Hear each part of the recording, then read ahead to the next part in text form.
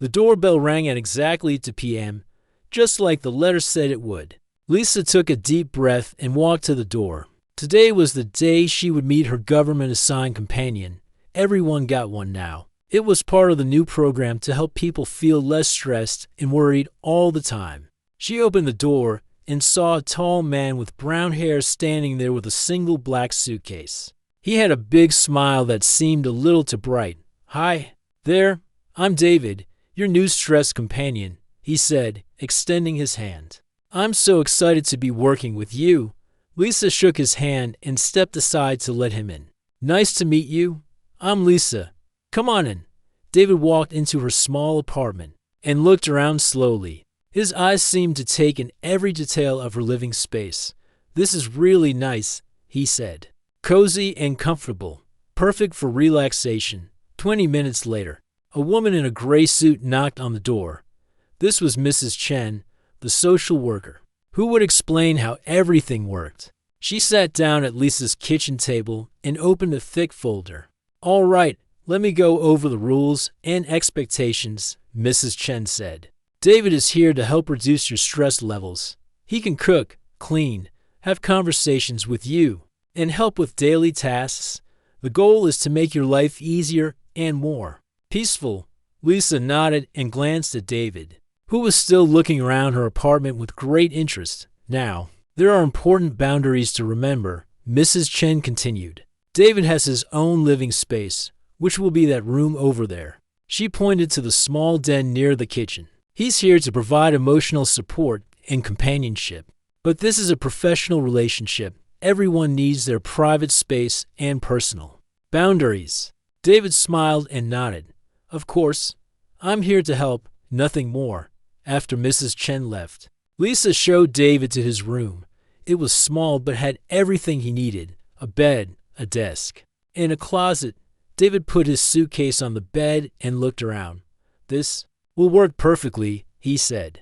Then he walked over to the doorway and peered down the hallway toward Lisa's bedroom. "Your room is right down there, isn't it?" "Yes, at the end of the hall," Lisa replied, feeling a bit uncomfortable with his interest. "That's nice. It looks really cozy from here. I bet you sleep well in there." Lisa forced a smile. "Well, actually, I have trouble sleeping. That's part of why I signed up for the companion program. The stress keeps me awake at night." David's eyes lit up. "Oh, insomnia. That's actually something I know a lot about. There are many ways to help with sleep problems. Some people find that having someone nearby helps them feel more secure and relaxed at night." "I suppose," Lisa said, though something about the way he said it made her feel uneasy. The first few hours went well enough. David unpacked his things and helped Lisa make dinner. He was a good cook and seemed to know exactly how she liked her food prepared. During dinner, he asked lots of questions about her daily routine, her work schedule, and especially about her sleeping habits. "So you usually go to bed around 10 p.m., he asked, cutting his chicken carefully. "Sometimes later if I can't wind down," Lisa said. "And you wake up a lot during the night."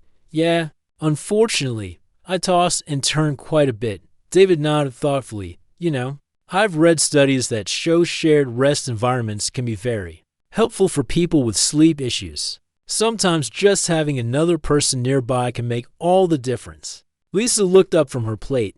"Shared rest environments, oh, you know, when people sleep in the same space. It's quite common actually. Very natural and calming." Lisa didn't know what to say to that, so she just nodded and changed the subject to talk about her job at the office. After dinner, they watched a movie together on the couch. David sat perhaps a little closer than necessary, but Lisa tried not to read too much into it. He was probably just being friendly. Around 9:30, Lisa started getting ready for bed. She went to the bathroom to brush her teeth and wash her face. When she came out, David was standing in the hallway, much closer to her bedroom door than to his own room. "Getting ready for bed?" he asked with that same bright smile.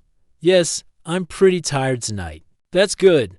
Rest is so important." He paused, still standing there. "You know, if you have trouble sleeping tonight, don't hesitate to let me know. I'm a very light sleeper, so I'll hear if you're having problems. I could help you with some relaxation techniques. That's thoughtful, Lisa said. But I'm sure I'll be fine, of course. But the offer stands. Sleep is my specialty, really. I want to make sure you get the best rest possible. Lisa said goodnight and went into her room, closing the door behind her. She got into her pajamas and climbed into bed. But she couldn't shake the feeling that something was off about David's interest in her sleeping arrangements. Around midnight, she heard footsteps in the hallway, soft, careful footsteps that seemed to pause right outside her door. She held her breath and listened. The footsteps moved away, then came back a few minutes later. This happened 3 more times before she finally heard David's door close. Lisa stared at the ceiling, wide awake. She had signed up for this program to help with her stress and sleep problems. But now she felt more anxious than ever. Maybe she was just being paranoid. David seemed nice enough, and he was probably just excited about his new job. But as she lay there in the darkness, listening to the sounds of David moving around in his room, she couldn't help but wonder what she had gotten herself into. The program was supposed to last for 6 months. She hoped she wouldn't regret this decision. The clock on her nightstand glowed to 17 a.m. when she finally fell asleep, and even then, her dreams were filled with the sound of footsteps in the hallway, and that too bright smile asking her about her sleep. 3 weeks had passed since David moved in, and Lisa had to admit that some things had gotten better. Her apartment was cleaner than it had been in months. David cooked amazing meals every evening, and he always seemed to know exactly what she needed after a long day at work. When she came home stressed from dealing with difficult clients, David would already have her favorite tea ready and a comfortable spot on the couch, prepared with soft cushions. He was an excellent listener too. Lisa found herself sharing stories about her coworkers and her daily frustrations in ways she never had before. "You seem much more relaxed lately," her friend Kelly said during their weekly video call. Kelly lived across the country and had gotten her companion, Robert, around the same time. "The program really seems to be working for you. It is helping," Lisa agreed, adjusting her laptop screen. "David takes care of so many little things that I didn't realize were stressing me out. I actually slept through the night twice this week. That's wonderful. Robert is great too. Very professional and helpful, but he gives me plenty of space." "How's David with boundaries?" Lisa paused. That was exactly what had been bothering her, though she hadn't quite put it into words yet. "He's very dedicated to helping me sleep better." "What do you mean?" Before Lisa could answer, David appeared in the background of the video call, carrying a stack of books. "Oh, hi there," he said, waving at the camera. "You must be Kelly. Lisa talks about you all the time." Kelly waved back politely. "Nice to meet you, David. I was just bringing Lisa some reading material about sleep improvement techniques," David said, setting the books down on the coffee table next to her laptop. Lisa glanced at the titles and felt her stomach tighten. They were all about sleep, therapy, relaxation techniques, and something called companion rest methods. After Kelly ended the call, Lisa picked up one of the books. "Where did you get these?" "I ordered them online," David said, sitting down next to her on the couch. "I've been doing research about your insomnia. Did you know that many sleep specialists recommend what they call social sleeping arrangements? For people with chronic sleep problems, social sleeping arrangements?" David's eyes lit up with enthusiasm. "Yes, it's fascinating. The human body naturally feels more secure when there's another person nearby during rest periods. It goes back to our basic survival instincts. When people sleep alone, their brains stay partially alert for danger. But when someone trustworthy is close by, the mind can truly relax." Lisa flipped through the book pages, feeling increasingly uncomfortable. Many of the chapters seemed to focus on shared sleeping spaces and therapeutic co-sleeping for adults. "I found some really interesting case studies," David continued, pulling out his phone. "There's this couple in Oregon who started as companions, and now they credit their sleeping arrangement with completely curing her insomnia. And look at this article from a sleep clinic in Texas." He showed her his phone screen, which displayed an article titled "When Professional Companions Share Sleep Space, a Study in Stress Reduction." David, I appreciate all the research, but I think I'm doing okay with my current sleeping arrangement. Of course, I'm not suggesting anything drastic, but maybe we could try some small steps, like meditation exercises in your room before bedtime, or I could sit nearby while you fall asleep, just to see if having someone present helps. You relax. Lisa closed the book and set it aside.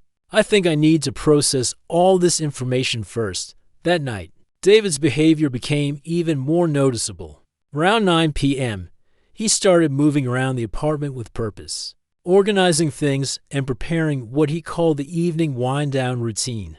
He dimmed all the lights, put on soft music, and made chamomile tea for both of them. This is nice, Lisa said, though she felt like she was being guided through someone else's routine rather than her own. I've been timing everything perfectly, David said proudly. Your body responds best to consistent pre-sleep rituals. I've been observing your natural rhythms for 3 weeks now. Observing my natural rhythms, well, I've noticed. When you start getting tired, what sounds you make when you're settling down for the night, how long it takes you to fall asleep. I'm a very light sleeper, so I can hear everything through these thin walls. Lisa felt a chill run down her spine. You can hear everything. Not everything, of course, but I can tell when you're having a restless night. Sometimes you talk in your sleep. Did you know that? Usually just little mumbles, but sometimes clear words. Last night you said something about flying. Were you dreaming about flying? The tea cup felt heavy in Lisa's hands. I don't remember. Dreams are so important for processing stress, David said, settling back into the couch and angling his body toward her. I've been keeping track of your sleep sounds to see if there are patterns. Some nights you seem peaceful, other nights you toss and turn for hours. You've been keeping track, just mental notes, nothing formal. I want to understand how to help. You better, for instance. I notice you sleep most peacefully on nights when there's some kind of ambient sound in the apartment, like when the dishwasher was running late that one night, or when I was up reading in the living room. Lisa stared at him. You were up reading in the living room. Sometimes I have trouble sleeping too, David said with a gentle smile. I usually just sit out here and read quietly. I hope that doesn't disturb you. I try to be very quiet. No, I didn't realize you were doing that. Maybe that's why you slept better those nights. Your subconscious mind could sense that someone trustworthy was nearby, keeping watch. It's actually very common. Lisa finished her tea quickly and stood up. I think I'm ready for bed now. Perfect timing, David said, checking his watch. It's 10:15. Your optimal bedtime window based on my observations is between 10 and 10:30. As Lisa walked toward her bedroom, David called after her. Oh, I moved that little table from your bedroom. By the way, I put it in the corner where it won't block the natural energy flow. Better placement for restful sleep. Lisa stopped in her doorway. Sure enough, her small reading table had been moved from beside her bed to the far corner of the room. When did you do that? This afternoon while you were at work. I hope you don't mind. I've been reading about bedroom arrangement and energy flow. Small changes can make a big difference in sleep quality. Standing in her doorway, Lisa realized that David had been in her bedroom, moving her furniture while she was away. The thought made her feel queasy.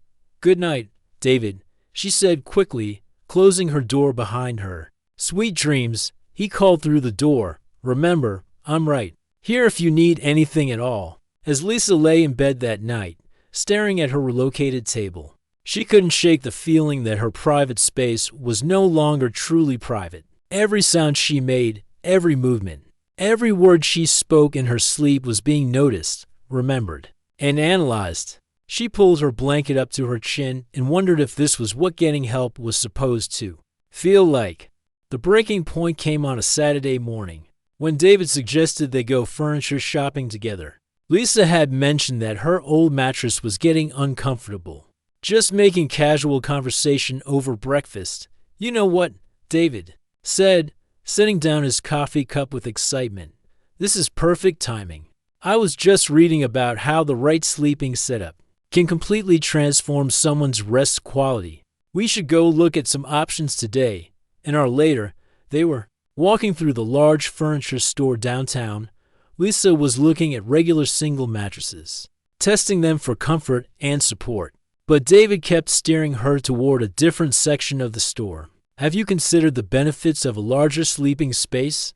he asked, running his hand along the edge of a king-size bed.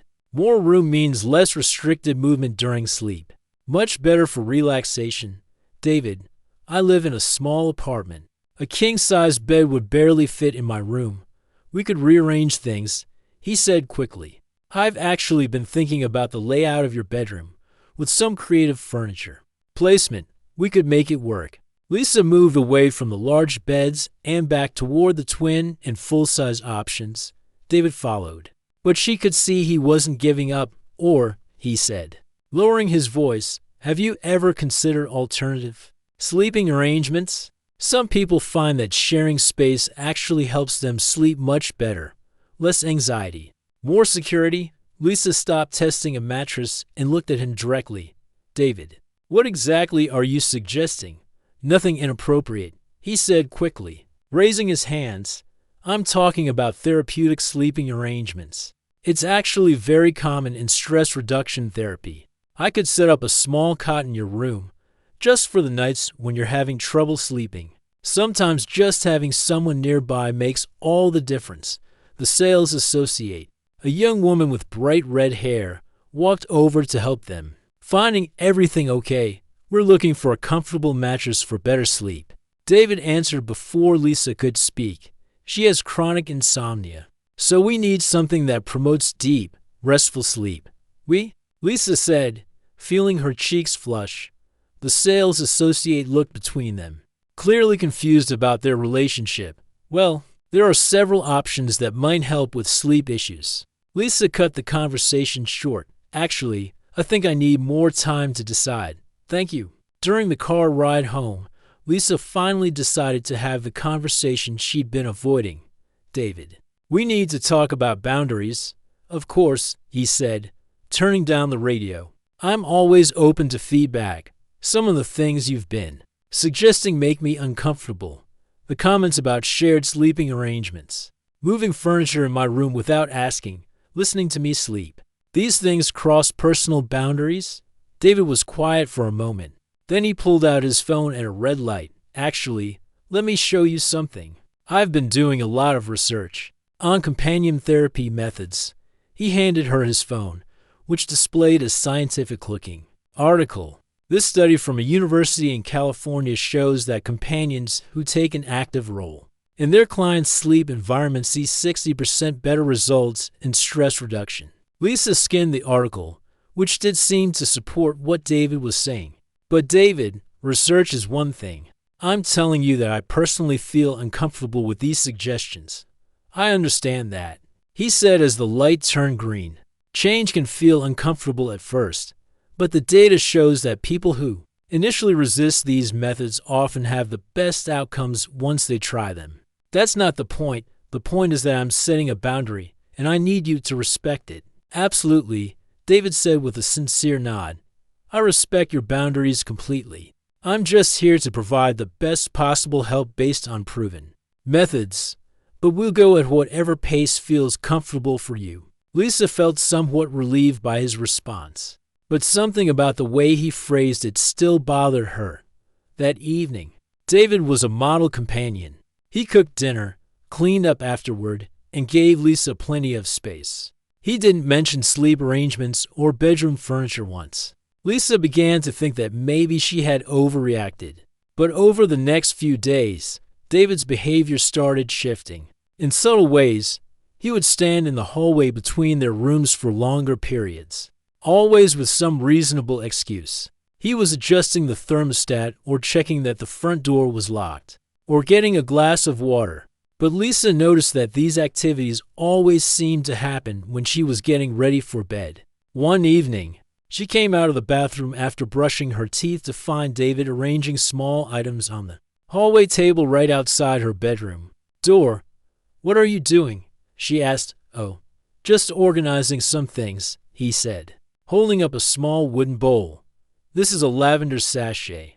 I thought the scent might help with relaxation as you pass by. And I put this little plant here because plants produce oxygen at night, which can improve sleep quality. Lisa looked at the arrangement. It was thoughtful. But it also meant that David now had a reason to spend time right outside her bedroom door whenever he wanted. That's nice, she said carefully. I also put this small speaker here, David continued, pointing to a device barely bigger than a coin. It plays very soft nature sounds. So quiet you can barely hear them, but your subconscious mind picks them up. Very soothing.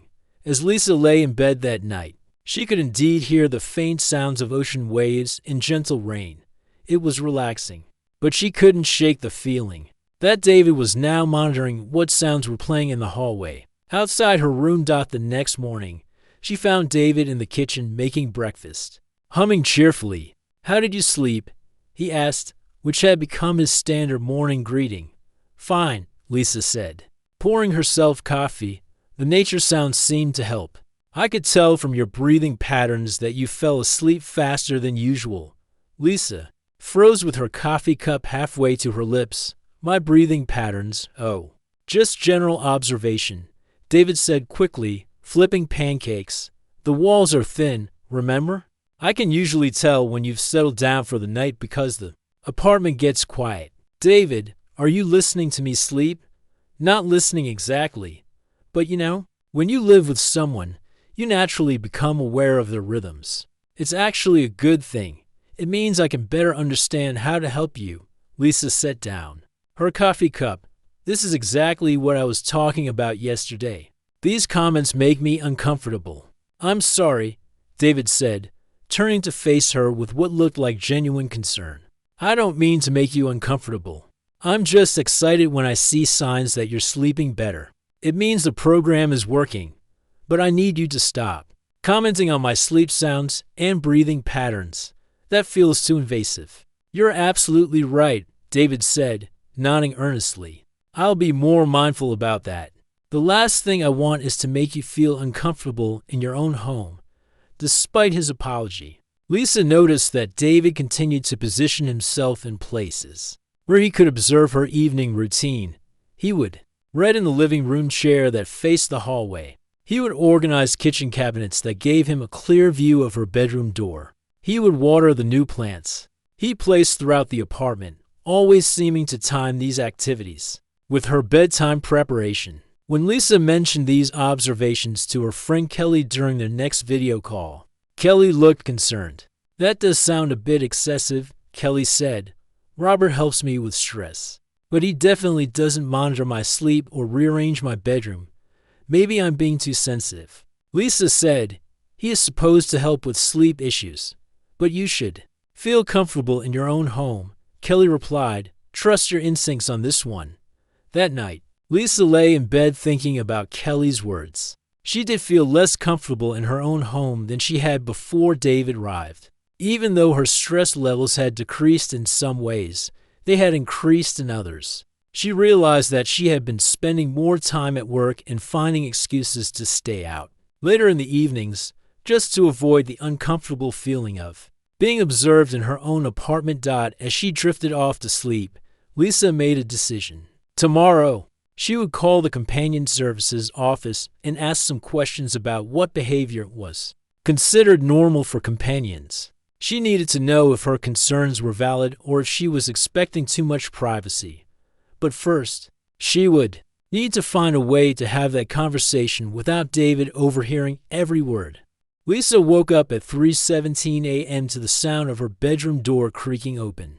In the dim light from the hallway, she could see a figure standing in her doorway. Her heart jumped into her throat. David, she whispered, trying to keep her voice steady. Oh, you're awake, he said softly, stepping into her room. I'm sorry, I didn't mean to disturb you. I was just checking on you. Lisa sat up in bed, pulling her blanket around herself. Checking on me? Why, you were making some distress sounds in your sleep. I was worried you might be having a nightmare. David walked closer to her bed, his footsteps soft on the carpet. I thought I should make sure you were okay. I'm fine, Lisa said quickly. Please leave. Of course, David said, but he didn't move toward the door. Instead, he stood there looking at her with concern. Are you sure you're okay? Your breathing seemed irregular. Sometimes people don't realize when they're having sleep disturbances. David, I need you to leave my room right now. I understand you're startled, he said gently, but I want you to know that I'm here to help. If you're having trouble sleeping, we could try some relaxation techniques. Together, I could stay for just a few minutes to help you settle back down. Get out, Lisa said, her voice firm despite her racing heart. Now, David finally moved toward the door, but he paused in the doorway. I'll be right in the living room if you need anything. Don't hesitate to call for me. After he left, Lisa immediately got up and turned the lock on her bedroom door. Her hands were shaking as she twisted the small metal knob. She had never locked her bedroom door before in her own apartment, but now she felt like she had no choice. The next morning, Lisa called the companion services hotline from her office. During lunch break, she found a quiet conference room where she could speak privately. Companion services, this is Jana speaking. How can I help you today? Hi, I need to discuss some concerns about my assigned companion's behavior. Of course. Can you tell me your case number? Lisa provided her information and waited while Johnny pulled up her file. I see here that you've been paired with David for about a month now. What specific concerns do you have? Lisa took a deep breath. He's been making me uncomfortable with comments about shared sleeping arrangements. And last night, he came into my bedroom while I was sleeping. I see. Did he attempt any inappropriate physical contact? No, nothing like that. But he said he was checking on me because of sounds I was making in my sleep. It felt very invasive. Johnny was quiet for a moment. I understand your concern. However, companions are trained to monitor their clients for signs of distress, including during sleep hours. If David believed you were experiencing a nightmare or sleep disturbance, checking on your welfare would fall within his duties. But he came into my room without permission while I was sleeping. Did you specifically tell him not to enter your room under any circumstances? Lisa paused. She realized she had never explicitly stated that rule. No, I guess I assumed that. Was understood, I see. What I can do is schedule a mediation session where you and David can discuss boundaries more clearly. We also offer boundary setting workshops that might be helpful for both of you. What if I want a different companion? Reassignment is possible, but it requires a full evaluation process. We need to document specific policy violations or incompatibility issues.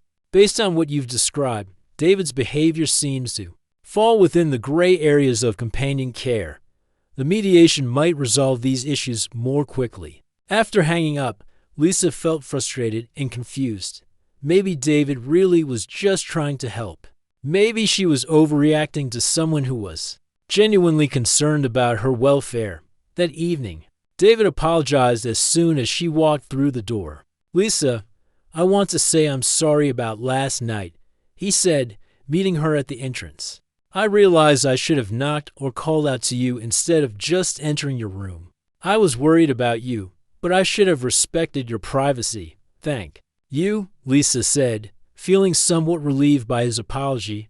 I've been thinking about it all day, and I want to make sure you feel completely comfortable here. Would it help if we set up some clear guidelines about personal space? Yes, I think that would be good. They sat down at the kitchen table, and David pulled out a notebook. Okay, so personal bedroom space is completely off limits unless you specifically ask for help. Is that right? Yes, exactly. And I should ask before moving any of your furniture or personal items, right? What about the sleep monitoring? I know that made you uncomfortable, but it is part of helping with stress and sleep issues. Maybe we could find a middle ground, Lisa considered. What kind of middle ground? Well, instead of me making observations, maybe you could keep a simple sleep journal. Just basic notes about how you slept each night. That way, we can track your progress without me having to pay attention to sounds from your room. This seemed reasonable to Lisa. I think I could do that. Perfect, David said, writing notes in his notebook. I really want this to work, Lisa. I care about helping you, and I never want you to feel uncomfortable. For the next week, David was a perfect companion. He respected her bedroom completely, asked before touching any of her belongings, and never made comments about her sleep sounds. Lisa started to relax again and even began to think she had overreacted. The sleep journal was actually helpful. She wrote simple notes each morning about how well she had slept and what might have affected her rest. David would read her entries and offer helpful suggestions about things like room temperature, evening routines, and relaxation techniques.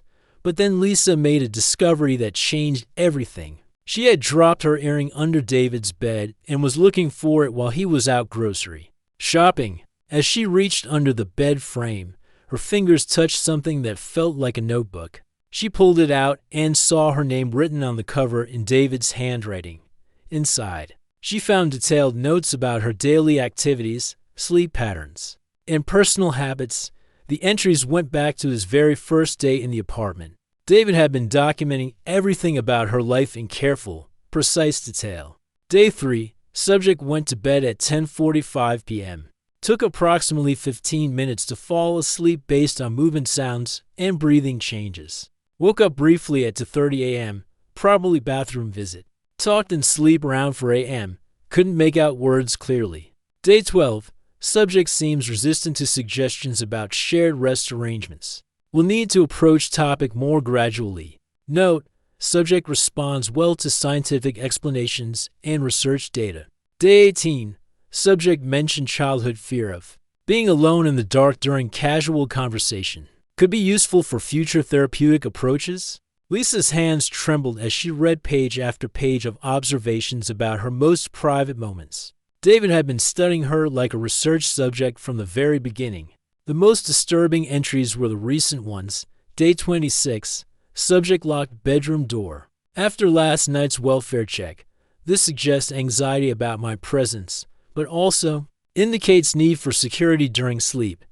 May need to find alternative approaches to monitoring. Day 28, subject agreed to sleep journal compromise. This will provide direct data about sleep quality without appearing invasive. Excellent progress. The final entry was dated just that morning. Day 30, subject trust levels appear to be recovering. Sleep journal providing good data. Will continue. Current approach while looking for opportunities to suggest next phase of therapeutic intervention. Lisa closed the notebook and slid it back under the bed, her mind racing. David hadn't changed his behavior because he respected her boundaries. He had simply found a more subtle way to continue collecting information about her private life. Everything he had done, the apologies, the boundary-setting conversation, the sleep journal idea, had been calculated moves to make her more comfortable. While he continued his monitoring in secret, Lisa heard the front door open and David's voice calling out that he was back from the store. She quickly found her earring and left his room, trying to act normal as he unpacked groceries in the kitchen. "How was your day?" David asked with his usual bright smile. "Fine," Lisa said, though her voice sounded strange even to herself. "You seem a little tense. Everything okay at work?" Lisa looked at him carefully. Even his concerns seemed different now that she knew about the notebook. Was he genuinely worried about her, or was he just collecting more data for his records? "I'm just tired," she said. Double quotes, "Well, make sure you note that in your sleep journal tonight. We want to track any patterns between your daily stress levels and sleep quality." That night, Lisa lay in bed staring at the ceiling, her mind spinning with questions. How much of David's behavior was genuine care, and how much was part of some kind of study or experiment? Why was he keeping such detailed records of her personal life? And most importantly, what was this next phase of therapeutic intervention he had mentioned in his notes? She knew she had to do something, but she wasn't sure what. The companion services office had already indicated that David's behavior didn't violate any clear policies. But surely keeping secret detailed records about her private life crossed some kind of line. Lisa decided that tomorrow she would call the hotline again. This time, she would have specific evidence of behavior that went beyond normal companion duties. She hoped it would be enough to get David removed from her home. But first, she had. The next morning, Lisa waited until David left for his weekly grocery shopping trip before calling the companion services hotline again. This time, she had evidence. Jeanne, this is Lisa Chen. I called last week about concerns with my companion David. Yes, I remember. How did the boundary setting conversation go? That's actually why I'm calling. I found something in David's room that I think you need to know about. Lisa took a deep breath. He's been keeping detailed written records of my personal activities, sleep patterns, and private conversations. Daily entries going back to when he first arrived. There was a long pause on the other end of the line. Can you describe what kind of information was recorded? Lisa read several entries from the notes she had copied down. He's been documenting everything I do, say, and even sounds I make while sleeping. He calls me subject in the notes and mentions planning future therapeutic interventions. That is definitely outside of standard companion protocols, Jeanne said, her tone becoming more serious. Companions are expected to be observant about their clients' well-being, but detailed record keeping without consent is not authorized. Can you safely take photos of these records? Yes? He's out right now. Please do that and send them to our secure email address. I'm going to flag this case for immediate review and start the emergency reassignment process. 2 hours later, Jeanne called back. We've reviewed the photos you sent. David will be removed from your home today. This kind of unauthorized documentation violates several companion program policies. Really? Just like that, the detailed personal notes, the references to planned interventions you didn't consent to, and the fact that he hid this from you all constitute serious policy violations. A supervisor will be there at 3 p.m. to handle the transition. When David returned from shopping, Lisa was sitting at the kitchen table with Mrs. Williams, the supervisor from Companion Services. David's cheerful expression immediately changed when he saw the official documents spread across the table. David, please have a seat, Mrs. Williams said calmly. We need to discuss some concerns that have been raised about your methods. I don't understand, David said, setting down his grocery bags. Has there been some kind of complaint? Mrs. Williams slid a copy of one of his notebook pages across the table. Can you explain this documentation? David looked at the paper and his face went pale. I was trying to be thorough in helping Lisa. Good companions pay attention to their clients' needs. Keeping secret detailed records that refer to your client as subject is not standard companion protocol, Mrs. Williams said firmly. Neither is planning therapeutic interventions without client consent or supervisor approval. I was going to discuss those with Lisa when the time was right, David said quickly. Everything I did was to help her sleep better and reduce her stress. The data shows that my methods were working. The issue isn't whether your methods were effective, Mrs. Williams replied. The issue is that you violated Lisa's privacy and trust by documenting her personal activities. Without her knowledge or consent, David turned to Lisa with a confused expression. But you were sleeping better. Your stress levels were improving. I was helping you. By spying on me, Lisa said quietly. You were treating me like an experiment instead of a person. That's not true. I care about your well-being. Everything I did was because I wanted to help you get better. Mrs. Williams stood up. David, you need to pack your belongings. Your assignment here is terminated immediately. As David gathered his things, he kept trying to explain himself to Lisa. I really was trying to help. The research shows that close monitoring and environmental adjustments can dramatically improve sleep disorders. I thought if I could prove that my methods worked, you'd be grateful. But you never asked me if I wanted to be studied, Lisa said. You never told me you were keeping records of my private moments. I was planning to share all the data with you eventually. I wanted to show you how much progress you were making. That was my choice to make, not yours. After David left, Mrs. Williams sat back down with Lisa to discuss next steps. We apologize for this situation, she said. David showed excellent results in his training program, but clearly he had some misconceptions about appropriate companion boundaries. What happens to him now? He'll go through additional training before being reassigned, if he's reassigned at all. This kind of violation is taken very seriously. And what about me? Do I get a new companion? That's entirely up to you. We have other companions available. Or you can take a break from the program if you prefer. Lisa thought about it. Despite everything that had happened with David, she had to admit that having some help around the apartment had been nice. The cooking, cleaning, and someone to talk to after work had genuinely reduced some of her daily stress. I think I'd like to try again with someone else, she said. 3 days later, Lisa met her new companion, Patricia. The difference was immediately obvious. Patricia was an older woman with gray hair and a warm but professional demeanor. Nice to meet you, Lisa, Patricia said, shaking her hand firmly. I've read your file, and I want you to know that I believe in clear, honest communication about boundaries from day one. Patricia carried a clipboard with official forms. These are consent documents for any observations or suggestions I might make about your daily routines. If you're comfortable with it, I can offer help with things like meal planning, cleaning schedules, and general wellness support, but everything I do will be with your explicit permission. What about sleep issues? Lisa asked. If you want help with sleep problems, I can suggest relaxation techniques, help create a calming bedtime routine, or provide information about sleep hygiene. But I will never enter your bedroom without permission, and I won't monitor your sleep patterns unless you specifically ask me to. And we established clear guidelines about it. Patricia showed Lisa to the same room where David had stayed. This is my space, and your bedroom is your private space. I'll respect that completely unless there's a genuine emergency.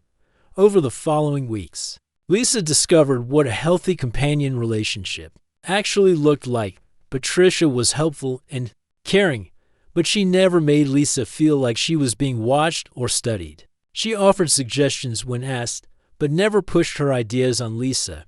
Most importantly, Patricia treated Lisa like an adult who could make her own decisions about her life and her health. You seem much more relaxed, Lisa's friend Kelly observed. During one of their video calls, Lisa said.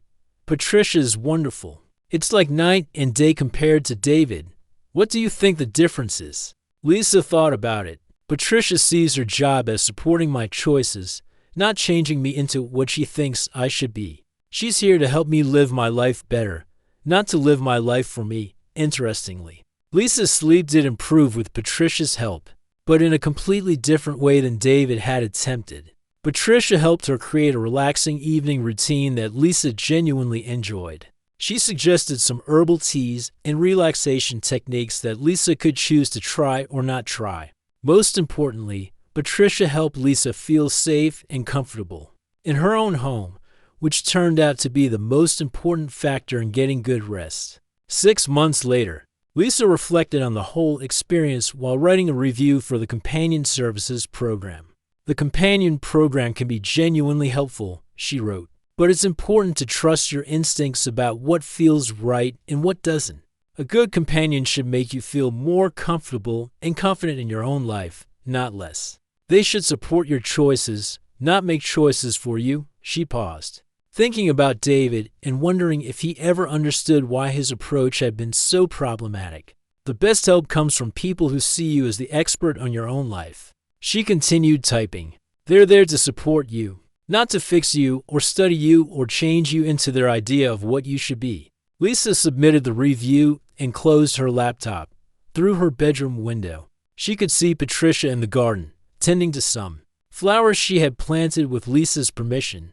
It was a small thing, but it made the apartment feel more like home. That night, Lisa slept peacefully in her own room, her door unlocked, feeling truly secure for the first time in months. She had learned that asking for help didn't mean giving up control of her own life.